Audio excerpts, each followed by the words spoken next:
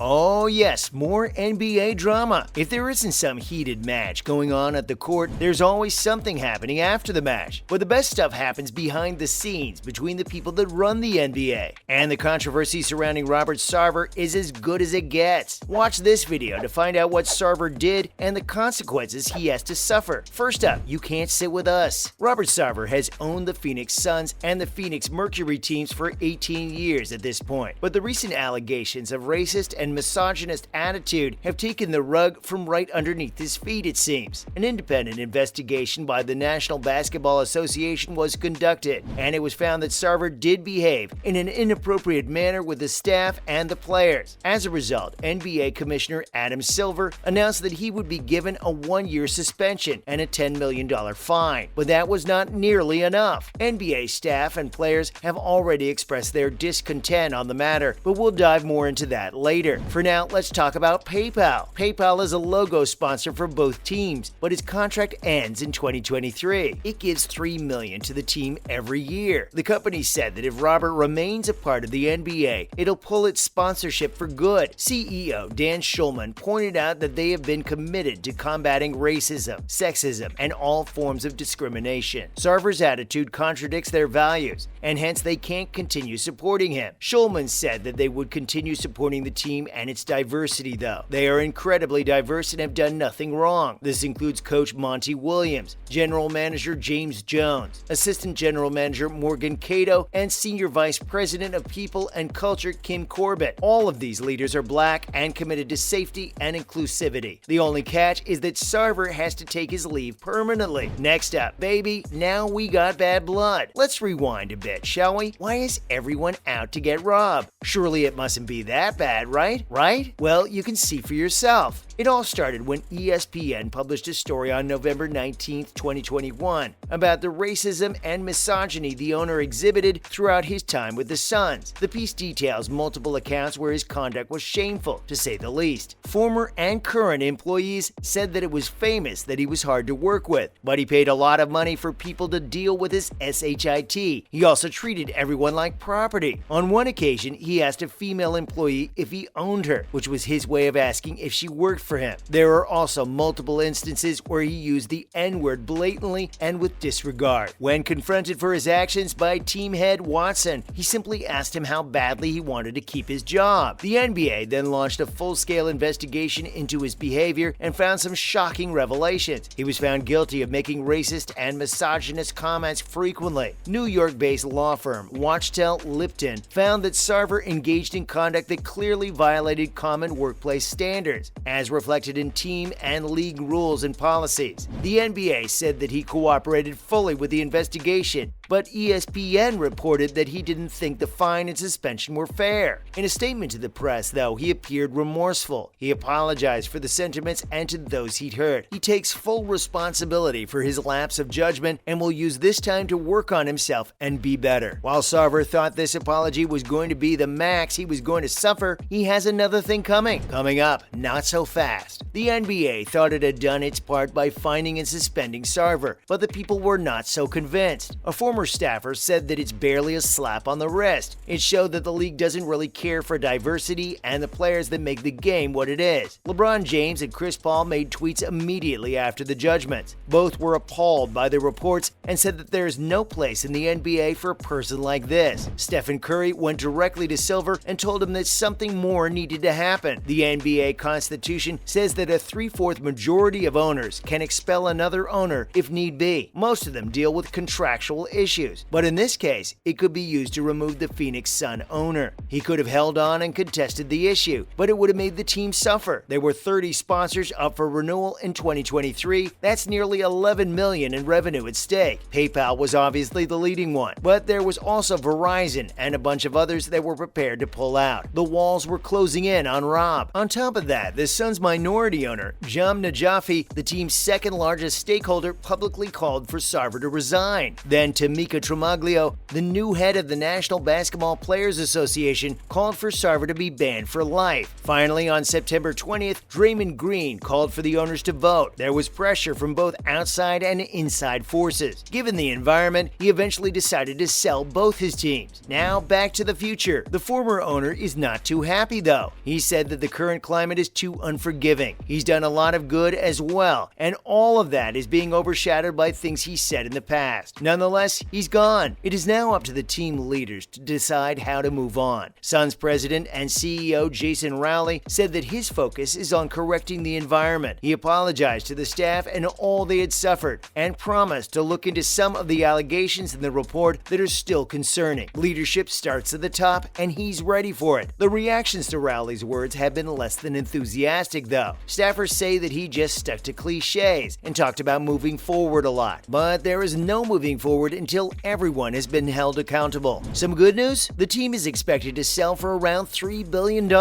Rob had bought the team for just $300 million back in 2004. There's no shortage of bidders now. Although the team made only 7 playoffs during the 18 years it was owned by Sarver, they made the finals in 2021. That means they are worth a lot more now than they were just a few seasons ago. It seems everything is back on track, or at least it will be soon. Good luck, Suns. You're gonna need it. Enjoying this story? Check out these other ones as well. In other news, first, Shaq wants to buy the Suns with Jeff Bezos. Shaq told TMZ that he wanted to buy the team after it went on sale. His total net worth is $400 million, so he could definitely buy a stake in it. But the news hit that Jeff Bezos wants to also buy the team. Shaq backed off because no one can compete with the big man JB, but he is still open to partial ownership with Bezos. JB's net worth is around $140 billion, so it's no secret that he can buy the team on his own perfectly fine. But teaming up with Shaq does sound cool, though. The NBA icon says he would gladly talk to Jeff if he thinks it's a good idea. He's made it clear that if the Amazon founder wants to partner up, he's all for it. Second, the NBA is on high alert as the salary of the Denver Nugget mascot is revealed. NBA franchises know how to keep their audiences entertained. A big part of that entertainment is team mascots. They keep the crowd distracted when the game is paused so that the energy does not die. It was recently revealed that the job is not only fun but also pays big bucks. The average salary of an NBA mascot is $600,000 a year. Rocky the Mountain Lion, the most famous mascot of the league, earns $625,000 per year. Another popular mascot, Harry the Eagle of the Atlanta Hawks, earns $600,000. These numbers sound cool but are concerning when you put them into context. First, they are way more than what some basketball players earn in other parts of the world. But more importantly, they are higher than what most WNBA players make in a year. Their average salary is just $102,000 per year. After the revelation, women were outraged. Buckle up, NBA, you got some explaining to do. Lastly, LeBron James, Kevin Love, and Draymond Green agree to buy a pickleball team. Yep, you read that right, pickleball. The NBA stars agreed to buy teams of Major League Pickleball as the competition expands from 9 to 12 teams. MLP founder Steve Kuhn says the sport is the fastest growing sport in America. His goal is to have 40 million pickleball players by 2030. The investment by LeBron, Kevin, and Draymond is a turning point for the game. It will transform pickleball from a pastime to a proper sport. Other than that, Super Bowl champion Drew Brees, Milwaukee Bucks co-owner Mark Lasry, and former world number 4 tennis player James Blake have also announced investment into the league. Major W for pickleball. That's it for today. Do you agree with Robert's punishment? Let us know in the comments below. Remember to like the video and subscribe to our channel. We'll see you soon with another insightful video for UFC lovers.